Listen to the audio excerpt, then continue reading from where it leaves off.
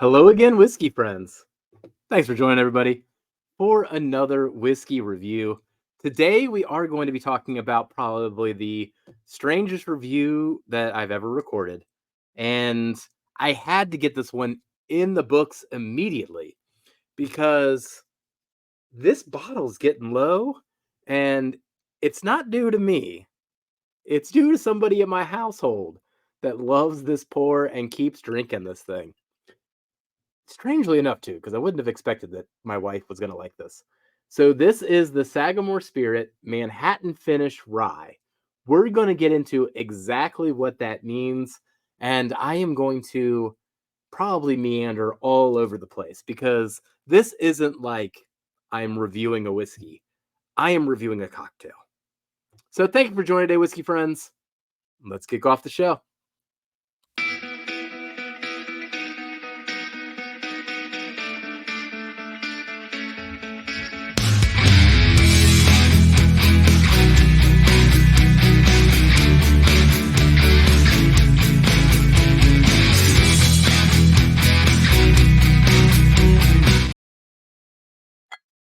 All right. So I got a little bit there for what we're about to do.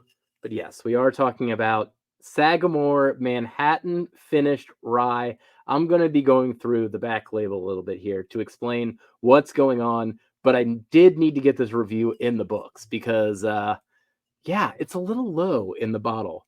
My wife loves this. And I don't even think she's liked Manhattans before this. So it's a crazy thing. She's always loved Rise. The fact that she fell in love with this one is crazy to me. What also always seems to happen in my household is that my wife will fall in love with the whiskey and be like, okay, go buy more. I can't. I don't know if I can. Like, I saw it at Party Source and I don't know if I can buy it again. So hopefully it's in your area and hopefully you can give me some tips and tricks here on how to find more of this because I need another bottle because it's her favorite thing. She always has the most eclectic taste too. It's like the 100% weeder from Frey Ranch, or it's this, or Hirsch bottles. It's always something. Luckily, people help me give my wife the things that she likes. So, what we have here is a rye finished in vermouth, bitters, and cherry brandy barrels. Cost me $80. I got this from the Party Source in Northern Kentucky, and I really hope they bring in more for the sake of my marriage. They proof on this one is 103. That's going to come into play later. There's a little proof down. Age on the back is stated at 4 years. So let me just read the first two sentences here. Our 4 year straight rye whiskey was finished in vermouth, bitters, and cherry brandy barrels for an additional 20 months. So while they say it's 4 years old, I'm always getting confused on this lately when it comes to finishes. But to me, I think the 20 months is additive to the 4 years, which means really it spent time in various barrels for close to 6 years, not 4 years. That's how I read that. Every label recently, though, has been driving me nuts because some people are just adding in the finishing time on top of the original new oak time. But that's a different story. So they then blended it back together to create this unique Manhattan finish blend of straight rye whiskeys.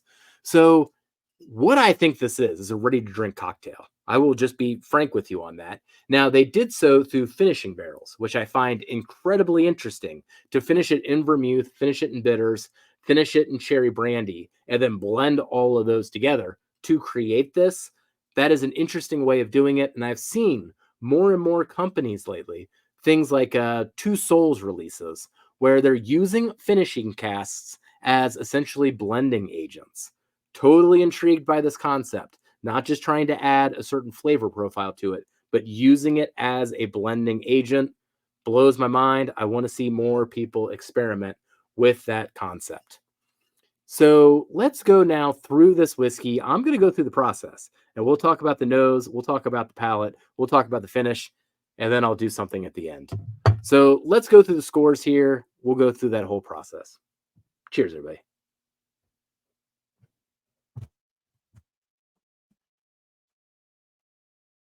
On the nose, man, it's near impossible to try to grade this thing. I try to always get to the underlying rye, And, there's some citrus there. You can get a little bit of the rye, but for the most part, we're just talking about the Manhattan coming through, the vermouth, the bitters, the cherry brandy. That dominates the nose. It is very delicious. If you like Manhattans, you're going to like this nose. So, nose on this one for me gets a thumbs up. Let's go into the palate.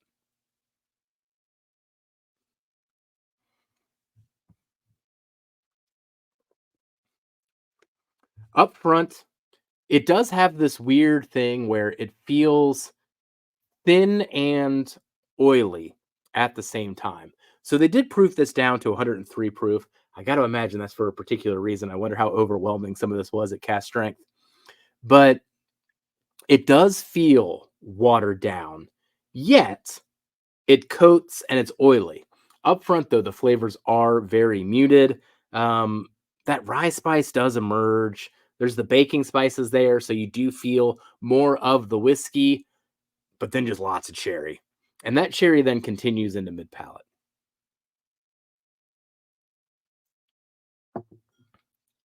Oh, yeah. Into mid palate, the cherries just escalate and bloom. Oh, it's actually quite good. There's also a lot of orange, though. So that citrus from the rye does have a chance to come through. And then I just taste a lot of vermouth. Let's get into the finish. Oh, when it comes to the palate, though, thumbs up as well. This is pretty perfectly enjoyable. I wish that mouthfeel part of it was maybe like a little more flavor up front, a little creamier or something. That maybe would have escalated things a little bit, but I don't know. A part of me sometimes sees the proof of like 103 on this one and someone making a decision that it was like too overwhelming if it was a little proofier. So I'll give them the benefit of the doubt. Let's get in the finish.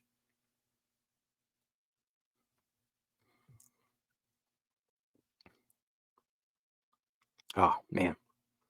All those same spices continue. You definitely get a lot more of the vermouth and the bitters too, particularly the bitters comes through on the finish, then the cherry brandy. Um, on the finish, yeah, there's a little bit of that citrus punch there, a little bit of that rye spice, a little bit of that pepper, but man, you've got to concentrate hard to find the whiskey. Still really good. Got a smile on my face. Thumbs up. So, just to conclude this one real quick, so I can get to my other point on this.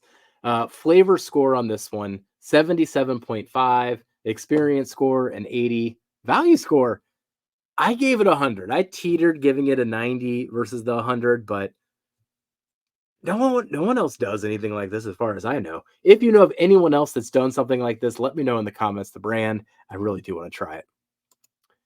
So final score on this one, 81 out of 100. Does make it rank 37 out of 54 reviews done so far this year. So doesn't necessarily rank highly on what I've drank this year, but definitely stands out on the uniqueness. If I made a uniqueness metric into our scoring system, this would score much higher.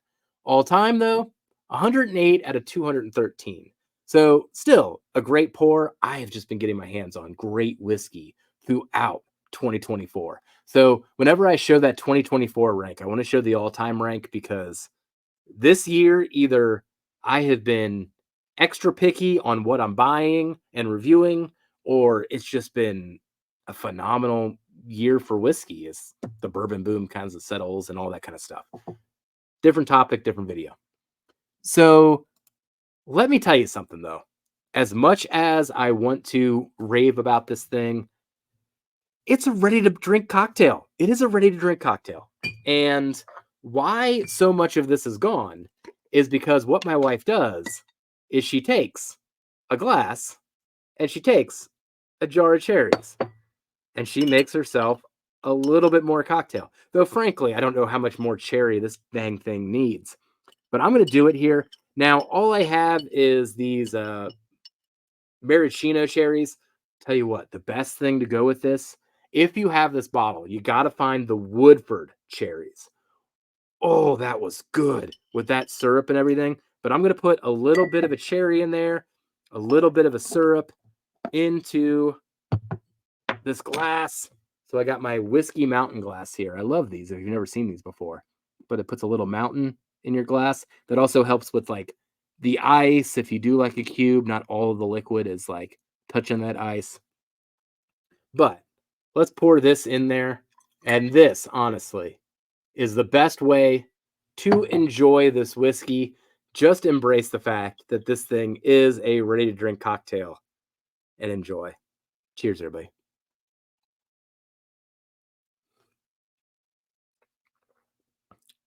Oh my gosh. Lights out. Put the sweetness over the top. Lights out, fabulous. Don't even have to do anything else to it. You might enjoy a cube in there. I'd recommend more of like the marble cubes, or my wife will use those skulls that we got in the fridge that are made of stone so it doesn't water things down. It doesn't need to be proofed down at all. But you put a cherry in there, a little bit of that cherry juice. Oi, oi, oi, oi, it's good. So there you go. There's another first for any review on this channel. Now I'm apparently mixing cocktails. So thank you for joining today, whiskey friends, for this review. Let me know in the comments if you've had this, if you like it, and if you're making ready to drink cocktails just like I am. And we'll catch you on the next whiskey review. Goodbye, everybody. Jeff, just be friends with me. But you have these whiskey friends, and you say hello again. Oh, Jeffrey, you should just be friends with me. But you have these whiskey friends, and you say hello again. Oh, Jeffrey, you should just be friends with me. But you have these